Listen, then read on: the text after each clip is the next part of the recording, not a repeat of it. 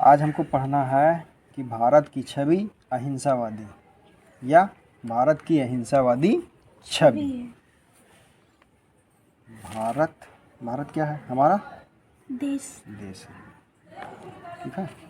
भारत को अन्य नामों से भी जाना जाता है। कौन बताएगा भाई? भारत को दूसरे नाम से भी जाना जाता है।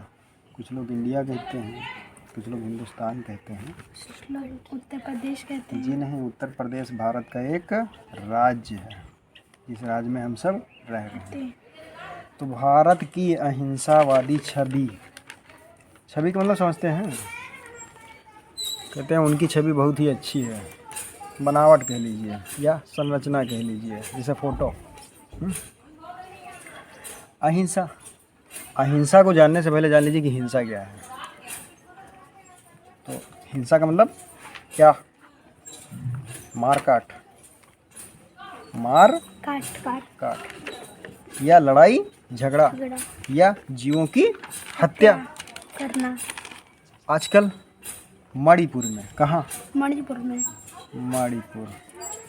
मणिपुर क्या है? भारत का पूर्वोत्तर राज्य है।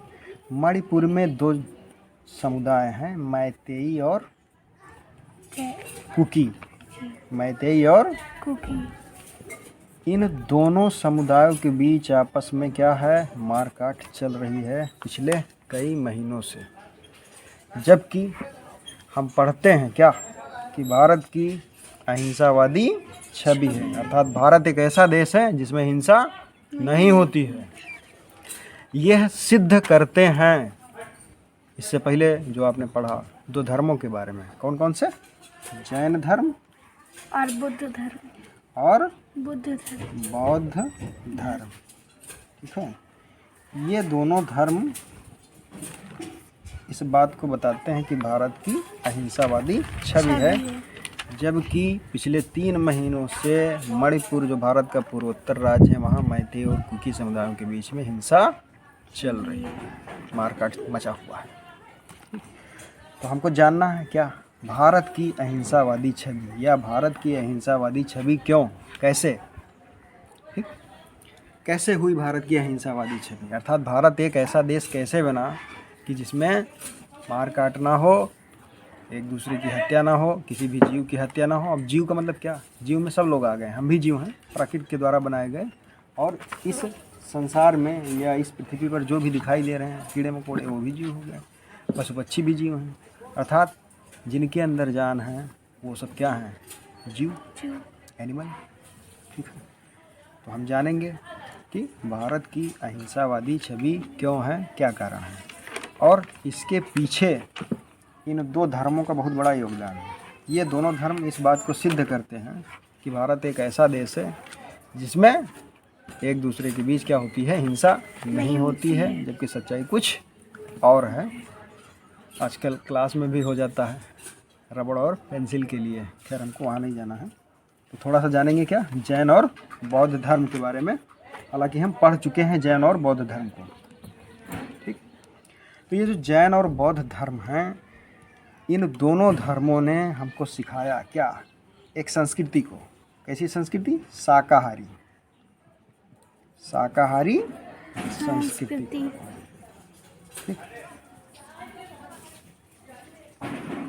हिंसा का मतलब मारकाट और अहिंसा का मतलब मारकाट का ना होना। संस्कृति मतलब क्या? ध्यान दीजिए, हम क्या हैं ये हमारी संस्कृति है, और हमारे पास क्या है ये हमारी सभ्यता है। तो जैन और बौद्ध धर्म शाकाहारी संस्कृति की बात करते हैं। अर्थात ये दो धर्म ऐसे हैं जो मांस और मदिरा के सेवन पर प्रतिबंध लगाते हैं कि हमें मांस नहीं खाना है। और जब हम मांस नहीं खाएंगे तो क्या होगा? जीव की हत्या नहीं होगी, और जब जीव की हत्या नहीं होगी तो हिंसा नहीं होगी, और जब हिंसा नहीं होगी तो क्या होगा? भारत के बारे में जो कहा जा रहा है कि भारत अहिंसावादी देश है, बस यहीं से ये सिद्ध हो जाता है। ठीक, इतना समझ में आ गया? ध्यान दीजिए। तो जैन धर्म और बौद्ध धर्म किसको बढ़ावा देते हैं? ये दोनों शाकाहारी संस्कृति को।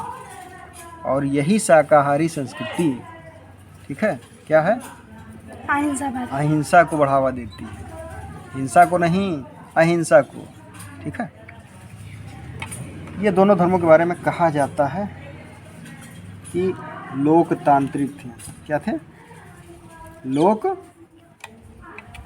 लोकतांत्रिक मतलब समझते हैं? लोकतांत्रिक लोकतंत्र से बना है, अर्थात ऐसी शासन की व्यवस्था जिसमें जनता ही सब कुछ होती है। क्या होती है? जनता ही सब कुछ होती जनता के द्वारा शासन होता है, जनता के लिए शासन होता है, ठीक है। और जनता के बीच से ही नेता चुना जाता है। तो जनता का जनता के लिए, जनता के द्वारा शासन क्या है? लोकतंत्र है।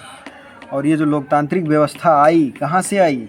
जैन धर्म और बौद्ध धर्म से, कि भैया जनता ही सब कुछ है। राजा का मतलब क्या हुआ? राजा जनता के ऊपर किसी भी फैसले को लाद नहीं सकता या थोप नहीं सकता, ठीक। लेकिन कुछ उल्टा हो रहा है आजकल समाज में, ठीक है। धीरे धीरे लोकतांत्रिक व्यवस्था कहीं ना कहीं कुछ भ्रष्ट लोगों के द्वारा गड़बड़ हो रही है। और ये दोनों धर्म कैसे थे? उदार। उदार का मतलब क्या? गांधी जी के बारे में आप जानते हैं, कहा जाता है कि गांधी जी के ऊपर अगर कोई एक व्यक्ति एक गाल पर तमाचा लगा दे तो वो अपना दूसरा गाल भी दे देते थे कि भैया इस पे भी मार दो। तो ये क्या है? ये उदारता है। ये उदारता की भावना या उदार शब्द जो आया या उदारवादी सोच, ये कहाँ से? जैन और बौद्ध धर्म से। अब लोकतांत्रिक मूल्यों की बात करने वाले और उदारवादी नीति की बात करने वाले जैन धर्म और बौद्ध धर्म का प्रचार प्रसार क्या हुआ?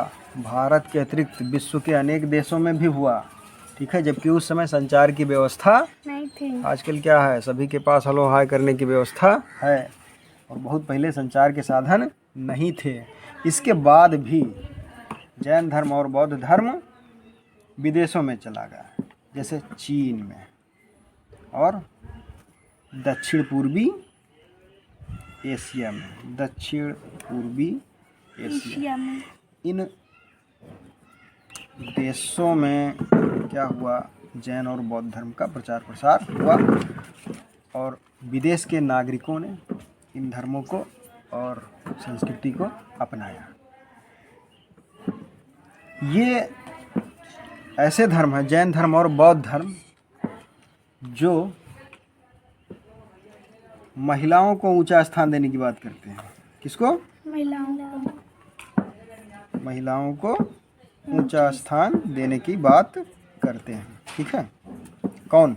जैन धर्म और बौद्ध धर्म के सिद्धांत। लेकिन आजकल क्या है? बेशक मामला 50-50 का है कि लड़के और लड़कियां सभी क्या हैं? समान हैं। प्रकृति के द्वारा सभी को समानता दी गई है, समान अधिकार की बात की जाती है समाज में, लेकिन वास्तव में हमें समानता नज़र नहीं आती है। क्यों? दिखने को मिल जाता है, ठीक है, वो लड़का और वो लड़की। पुरुष प्रधान समाज है हमारा जो भारत देश है, यहाँ का जो समाज है वो पुरुष प्रधान समाज है। घर में महिलाओं को कम, पुरुषों को ज़्यादा वरीयता दी जाती है, क्योंकि महिलाएं पुरुषों से पीछे नहीं हैं, ठीक है। सरकार भी बात करने लगी है, किसकी? बेटी पढ़ाओ और बेटी बचाओ की। तो ये जो महिलाओं को ऊंचा स्थान दिया गया किन दो धर्मों में? जैन और बौद्ध धर्म में। बुद्ध जो बौद्ध धर्म के प्रचारक रहे, जिन्हें एशिया का प्रकाश पुंज या लाइट ऑफ एशिया कहा जाता है, इनके पूर्व जन्म, पहले के जन्म से संबंधित कहानी है, बहुत सारी कहानी, और इन कहानियों को जातक, इसमें जातक और हितोपदेश, इन दो रचनाओं में बुद्ध के पूर्व जन्म की कहानियों को लिखा गया है, ठीक है। क्यों लिखा गया? क्योंकि ये सरल भाव से आम लोगों तक पहुँचे। किसकी कहानियाँ?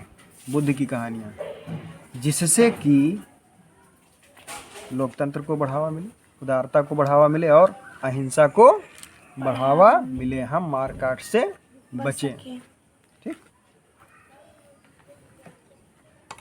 इसके अलावा जो हमारा राष्ट्र ध्वज होता है, देखा आपने राष्ट्र ध्वज? बहुत बार। बहुत बार देखा। राष्ट्र ध्वज में 3 रंग होते हैं और बीच में एक चक्र बना होता है। चक्र बहुत। तो राष्ट्र ध्वज के मध्य में बना चक्र, ठीक है, बना चक्र जिसमें 24 तीलियां होती हैं, वह बौद्ध प्रतीक क्या है? बौद्ध प्रतीक क्या है? धर्म चक्र परिवर्तन है। धर्म चक्र परिवर्तन है। परिवर्तन है। इतना समझ में आ गया? तो कुल मिलाकर हमको बहुत ही संक्षिप्त में जानना था कि जैन धर्म और बौद्ध धर्म हमें किस प्रकार की शिक्षा देता है। तो जैन धर्म लोकतंत्र की बात करता है, जैन धर्म उदारता या उदारवादी सोच की बात करता है। विश्व में जैन धर्म का प्रचार प्रसार हुआ जबकि उस समय संचार की व्यवस्था नहीं थी। जैन धर्म में महिलाओं को ऊंचा स्थान दिया गया। आज भी बेटी बचाओ और बेटी पढ़ाओ का नारा दिया जा रहा है। 50-50 का मामला है। कहा जाता है कि लड़कियां लड़कों से कम नहीं है। तो कहीं ना कहीं ये जैन धर्म और बौद्ध धर्म का ही योगदान है। बुद्ध के पूर्व जन्म से संबंधित जो भी कहानियाँ हैं, वो कहानियाँ सरल भाषा में लिखी गई हैं। किस में लिखी गई? जातक में और हितोपदेश में। क्यों लिखी गई? क्योंकि आम लोग या आम जनता उनकी कहानियों को पढ़े और उससे शिक्षा ग्रहण करे और हिंसा से बचे। राष्ट्र ध्वज के मध्य में बना चक्र बौद्ध प्रतीक क्या है? धर्म चक्र परिवर्तन। इतना समझ में आ गया? इस प्रकार भारत की जो अहिंसावादी छवि है, अगर क्वेश्चन आ जाए कि भारत की छवि अहिंसावादी है, तर्क दीजिए 2 धर्मों को बताते हुए, तो आप जैन धर्म और बौद्ध धर्म को बता करके भारत की अहिंसावादी छवि के बारे में लिख सकते हैं। ठीक है।